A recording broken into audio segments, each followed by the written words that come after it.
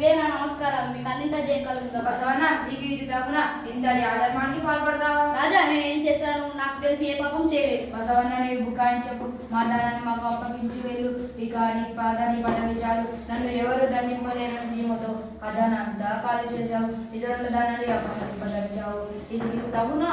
ఇతరుల ధనాన్ని తీసుకోనని ప్రతిజ్ఞ చేశావు. ఇది తెలియదా? ఇక ఇన్ని మాటలు నీకు మా దానాన్ని మాకు అప్పగించి వెళ్ళు.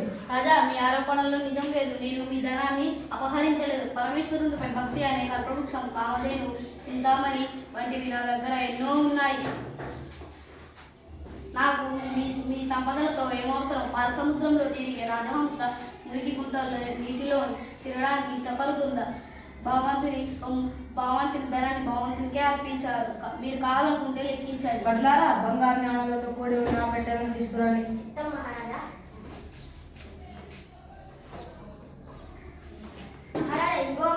మా బడులారా ఆ పెట్టకున్న తాళాలు తీయండి, ధనాన్ని లెక్కించండి.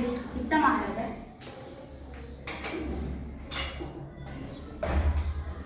అద్భుతం, మహాద్భుతం. ధనం ఎంతో ఉంది, ఇంకా ఎక్కువగానే ఉంది. బసవన్న నీవు ధాన్యుడివి, నీ భక్తికి తిరుగులేదు. నన్ను క్షమించండి.